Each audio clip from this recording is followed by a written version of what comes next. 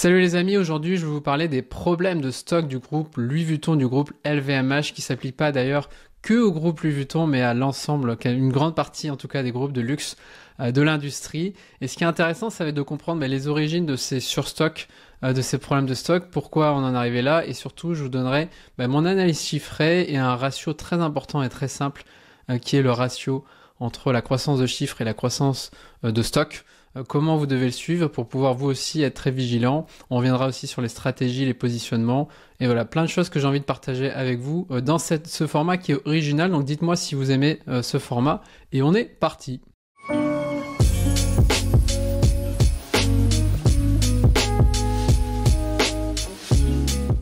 Donc le groupe Louis Vuitton et une grande partie des entreprises du luxe, comme vous pouvez le voir, ont des gros problèmes de stock. Si on regarde juste la partie LVMH, on parle d'un surstock de 3,5 milliards de stocks non vendus en 2023 et en 2024 ça s'est pas forcément amélioré. On voit qu'il y a un vrai problème de stock et d'excès pour les grands groupes de luxe et de distribution. Et donc je vais revenir d'abord sur qu'est-ce qui s'est passé avec Louis Vuitton, pourquoi on en est arrivé là. La première chose, c'est qu'il faut savoir que Louis Vuitton a ses ventes qui ont fortement baissé notamment en 2024. Et donc après une explosion des chiffres, on a vraiment un déclin notamment en Chine et dans les pays en Asie. Et donc ça, c'est sûr que quand vous vendez moins, c'est sûr que c'est là où ça va en fait révéler les vrais problèmes de stock. Et donc effectivement, le marché chinois était un marché extrêmement stratégique pour les marques de luxe françaises notamment et aussi américaines. Et donc tout le monde s'est un peu engouffré dans ce marché-là, qui est très différent aussi du marché européen. Et donc vous voyez par exemple ce magnifique magasin Louis Vuitton, qui est vraiment essayé de s'adapter au marché local, tout en vendant le prestige du Made in France. Ce qui est intéressant, c'est de voir dans les chiffres ici, donc ça va aller un peu vite, vous pouvez faire des pauses, mais l'idée c'est de vraiment partager des sources. Donc vous voyez qu'en 2009, le plus gros marché c'était les États-Unis. Et depuis, ça a vraiment explosé. On voit que juste, en Asie, à part en dehors de Japon, on voit vraiment que le chiffre d'affaires de LVMH et de Louis Vuitton est le principal facteur de croissance. Et donc, on va le voir dans sa stratégie derrière. C'est parce que leur croissance est là-bas qu'ils ont pris des décisions très rentables en termes de chiffre d'affaires, mais pas forcément rentables en termes de stock. C'est ce qu'on va voir juste après. Et donc, pour ça, j'ai été un peu analysé tous les chiffres de ce groupe qui sont accessibles en ligne. Et à un moment, je me suis dit, je vais demander à ChatGPT de me faire des beaux graphes. Parce que maintenant, avec ChatGPT, on peut faire plein de trucs.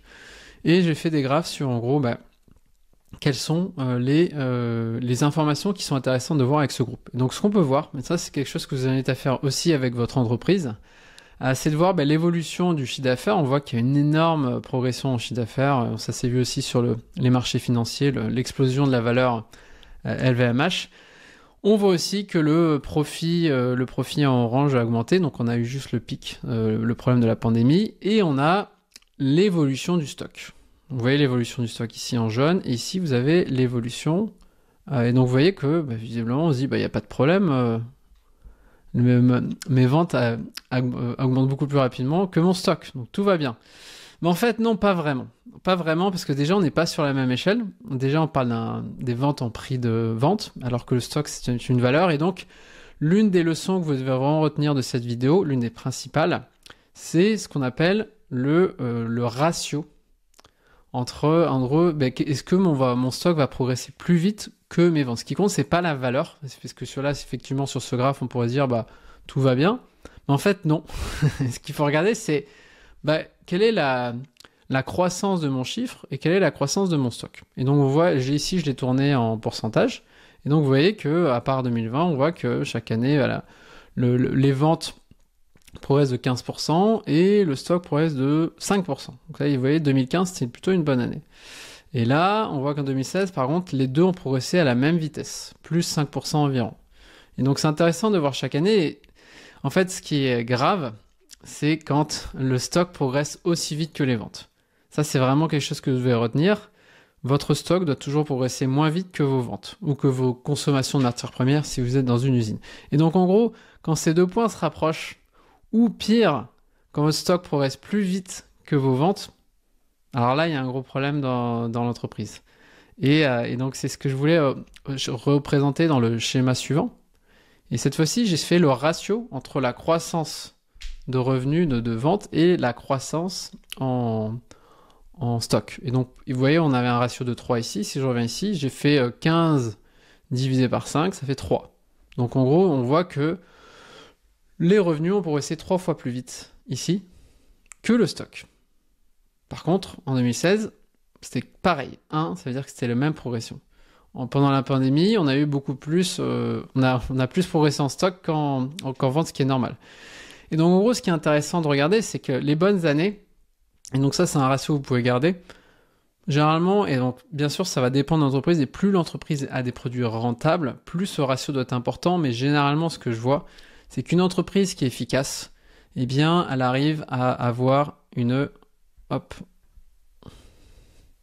à avoir un ratio de progression des revenus 2,5 à 3 supérieur que ses stocks. Et donc, toutes ces années-là, ça c'était une bonne année, plutôt bonne année, 3. Tout ce qui est en dessous de cette ligne-là, il y a un problème. Et le problème, c'est que quand vous l'avez plusieurs années consécutives, là, vous commencez à avoir des stocks qui commencent à être extrêmement vieux. Donc, ils se sont un peu rattrapés en 2022, il y a des très très bons revenus. Mais on a quand même eu les restes de la pandémie. Et là, ce qui est grave pour moi en termes de stock, c'est qu'en 2023, on n'a pas une progression supérieure. Et en 2024, par rapport aux projections qu'on a, ça sent pas bon. Ça sent pas bon du tout. Et donc, on a le pire, c'est d'avoir vraiment 2 années consécutives où on n'a finalement pas le temps d'écouler son stock. Et donc voilà, c'était vraiment un des principaux messages. Je vais vous donner après des solutions. Mais clairement, faites très attention quand si vous prévoyez de croître de 10% l'année prochaine, votre stock, il doit pas croître de 10%, il doit croître de 3%, allez, 4% maximum. Et on peut regarder aussi le ratio. Donc, j'ai fait le même ratio au niveau profit. Vous pouvez faire ça au niveau profit. Au profit, généralement, on va pas être sur un ratio de 3, on va être sur un ratio de 6, notamment dans l'industrie du luxe. Vous ferez une pause sur la vidéo, mais c'est pas le plus important. Donc, qu'est-ce qui s'est passé? Comment on en est arrivé là à avoir une situation avec 2 années consécutives où le stock progresse malheureusement à la même vitesse que les revenus? Eh bien, c'est une stratégie qui a été mise en place par Louis Vuitton et la plupart des grands groupes dans le luxe ces dernières années. On était à l'époque à des produits très simples, très peu de produits, très prestigieux pour une population, on va dire, assez réduite. Et avec l'explosion des marchés, Louis Vuitton et les autres ont commencé à faire. Et donc, c'est plus seulement une marque de luxe, c'est aussi une marque et surtout une marque de fast fashion, de mode. Et donc, quand vous regardez les nouveaux catalogues aujourd'hui, là, je suis sur la Summer, donc la collection été. Clairement, voilà, il y a 10 ans, je pense que j'aurais pas cru voir ça de la part de Louis Vuitton. Ou des tons comme ça. Ou des jeans.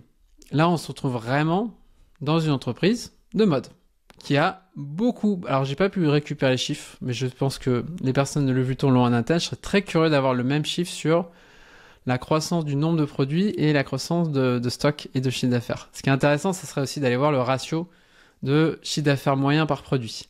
Mais ce que je vois, c'est que Louis Vuitton et la plupart des marques de luxe se sont dit, tiens, on va faire plein de produits parce qu'on a une marque tellement connue, tellement prestigieuse qu'on pourra vraiment inonder le marché et avoir une croissance quasiment infinie.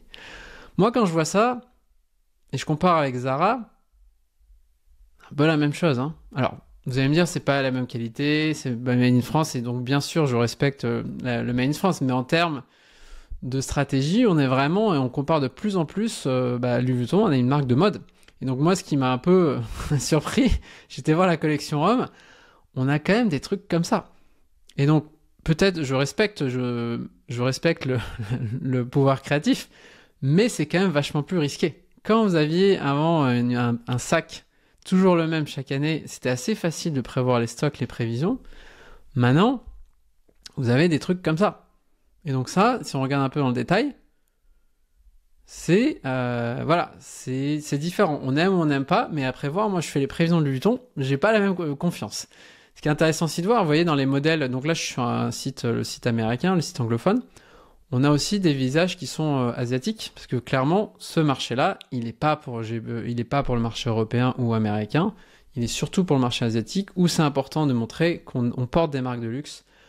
C'est un produit qui coûte tout de même sur eBay à 1500 $, probablement 2000, 2500, 3000 en boutique. Mais on est vraiment sur un revirement de stratégie avec une marque qui profite du pouvoir de sa marque pour lancer des centaines, voire des milliers de produits de collection avec toutes les difficultés qui vont avec, parce que là, on se rend compte, moi j'ai géré pendant 15 ans des produits de collection de mode, très compliqué, et franchement, une fois sur deux, on se plante. Faut être réaliste, on se plante parce qu'on peut pas non plus créer la mode pour tout le monde. Et quand vous avez des chemises comme ça qui valent, entre guillemets, 1500, peut-être en production, 200, 300, 400 euros, probablement un peu moins, eh bien, vous avez des gros problèmes de stock. Vous avez des gros problèmes de stock, et donc cette marque, et donc ce qu'on voit avec le problème de Louis Vuitton, on le voit sur énormément de groupes qui sont souvent aussi très drivés, en tout cas contrôlés par des personnes de marketing, de création, et c'est génial, hein, et ça a été très rentable pour eux, mais là, à partir du moment où les ventes se tassent, à partir du moment où on inonde le marché et qu'on se retrouve avec 3,2 milliards de produits en surstock, c'est très compliqué d'écouler 3,2 milliards, surtout sans dégrader l'image de marque. Parce que vous êtes Louis Vuitton, vous ne pouvez pas faire des pubs en disant que vous faites moins 50% sur Louis Vuitton, ça serait extrêmement nocif pour la marque. Et donc ça devient de plus en plus compliqué, on a même vu, il y a même vu du papier, alors il y a des gens qui rigolaient, il y a même du papier toilette Louis Vuitton, alors je pense que c'est fake, mais c'est pour vous montrer que maintenant quand on voit Louis Vuitton, on voit surtout une marque de mode qui a vraiment transformé son entreprise. Et voilà, et donc c'est vraiment ce qu'on appelle la stratégie du mastige. Donc le mastige, c'est quoi? Le mass, on voit McDonald's, le stige, le prestige, c'est les grandes marques de luxe, mais on voit que finalement, eh bien, Louis Vuitton et les autres sont en train d'essayer de vendre pas seulement aux plus riches, et surtout à la classe moyenne et à la classe upper class, donc la classe moyenne haute, qui représente pas seulement quelques dizaines de millions, mais des centaines de millions de personnes, pour pouvoir le vendre beaucoup plus de produits, avec tous les risques aussi qui vont avec de la mode. Et donc on le voit, Louis Vuitton a proposé beaucoup plus de produits, moins chers, beaucoup plus fashion, beaucoup plus collectionnable, donc avec une grande difficulté sur ça. Voilà, il y a beaucoup d'articles sur ces sujets-là que vous pourrez aller lire. Pourquoi en fait, les clients de Louis Vuitton ne sont pas les plus riches, c'est vraiment la classe moyenne haute qui veut s'identifier à cette classe entre guillemets un peu plus riche. Il y a énormément d'études qui ont été faites sur ce sujet-là, c'est passionnant, la psychologie aussi qui va derrière. Et ce qui est intéressant, c'est comment, finalement, maintenant que Louis Vuitton a une énorme croissance par rapport à ça, comment ils vont pouvoir maintenir ces niveaux de chiffre d'affaires et de profit tout en gardant des rentabilités, des niveaux de stock raisonnables. Ça va être un vrai défi pour ce groupe-là. Moi, les conseils que j'ai à donner par rapport aux entreprises-là, c'est faites toujours attention. Moi, je pense que cette entreprise a été trop vite sur le nombre de nouvelles références, le nombre de collections. Et donc, c'est pour ça qu'on s'est retrouvé avec des ratios extrêmement mauvais, clairement en termes de stock. Beaucoup trop de produits, beaucoup trop de risques ont été pris sur trop de produits différents. Et donc, à la fin, ça a été rentable sur une année, 2022. 2023, ça commence à faire mal. 2024, ça va faire très mal, parce qu'on voit les résultats en ce moment du groupe. Moins 14, moins 15%. Ça va être douloureux, il va falloir faire un gros nettoyage au niveau des stocks et au niveau des nouvelles collections, de mon propre avis, mon humble avis. Donc voilà par rapport à ça. Et donc voilà, et donc les solutions, eh bien je vous ai dit, alors on dit l'AI va nous aider à résoudre ce problème-là. Clairement, l'intelligence artificielle est intéressante, mais elle ne va pas résoudre tous nos problèmes. Si vous avez quelque chose de très compliqué à gérer, eh bien, ça restera compliqué à gérer. Si vous avez des centaines, des dizaines, des centaines de milliers de produits à gérer, il n'y a pas de magie. Hein. Si ce produit-là, vous ne savez pas le vendre, ou il y en a 10 000 comme ça va être compliqué à prévoir. Et les effets derrière de cannibalisation, vous pourrez voir, on a un webinaire sur les prévisions avec un expert d'Amazon. Ça restera très compliqué. Donc moi, peut-être que l'AI aidera un peu. Moi, en tout cas, depuis longtemps, ma philosophie, en tout cas en supply chain, c'est qu'on voit que finalement les entreprises, malgré l'essor des nouvelles technologies, n'ont pas progressé. Moi, mon approche, en tout cas ma recommandation, ça fait 15 ans que je travaille dans ce domaine-là, c'est surtout de se resimplifier ou de simplifier. Simplifier est l'ultime sophistication. Et donc, moi j'aime bien toujours prendre des exemples d'entreprises qui ont résisté à la tentation d'avoir trop de produits. Et donc voilà, quand on voit Apple aujourd'hui qui fait des centaines de milliards de dollars de chiffre d'affaires, ils n'ont pas beaucoup de produits. Ils ont quelques couleurs de leur iPhone, ils ont quelques couleurs de leur Mac, ils ont des montres, mais ils restent sur une entreprise qui est extrêmement rentable avec très peu de stock et de rotation de stock parce qu'ils sont vraiment restés simples. Et vous voyez là, au moment où je fais cette vidéo, Apple va lancer son nouvel iPhone, toujours à la même date, quasiment le même jour chaque année. C'est très facile dans l'exécution, c'est très facile dans l'écoulement des vieux stocks et c'est très efficace. Donc retenez bien de cette vidéo, les problèmes de Louis Vuitton sont des problèmes que je vois dans la plupart des entreprises, de vouloir être trop vite sur le nombre de produits, sur la diversification, sur des produits de collection. Et ensuite, 1 an, 6 mois après, eh bien, on se retrouve avec un des gros problèmes de stock. Donc retenez ce ratio financier que je présentais. Voilà. Soyez très vigilants sur les objectifs de progression de stock et de chiffre d'affaires. Un ratio de 2,5 à 3 est pour moi le signe d'une entreprise qui est extrêmement efficace. Et si vous voulez aller plus loin sur ces sujets-là, eh bien, je vous invite à regarder. J'ai beaucoup de ressources sur le stock. C'est un peu mon sujet de prédilection. On a, voilà, notamment, je vous invite à aller voir comment définir le stock cible parfait ou comment calculer sa rotation de stock. Et je reprends l'exemple d'Apple, qui est une des entreprises les plus efficaces en termes de stock et de supply chain aussi.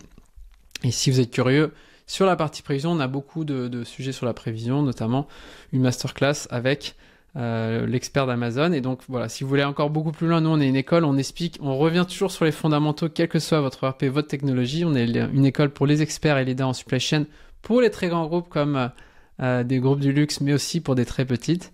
Et si vous êtes curieux, allez découvrir, on a des formations gratuites, notamment sur la gestion de stock ou la prévision, où vous pourrez découvrir vraiment ces grands principes de manière beaucoup plus détaillée pour pouvoir les appliquer immédiatement dans votre entreprise. Et si vous avez envie d'aller encore beaucoup plus loin, eh bien, moi j'ai créé une méthode avec des experts pour vous expliquer comment justement optimiser ces stocks, réduire ces stocks de 10 à 30% sans changer votre ERP, sans changer le système, mais en appliquant des méthodes simples, des actions concrètes.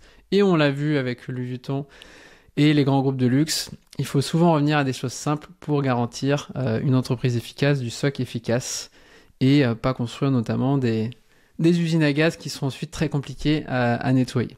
Donc voilà, bon courage à tous avec vos stocks, je vous dis à très bientôt, vous avez tous les liens sous la vidéo et je vous dis à bientôt. Et n'oubliez pas d'envoyer un petit like, un petit commentaire, faites-moi savoir si vous aimez aussi ce format très original où je partage mon écran et je vous dis à bientôt.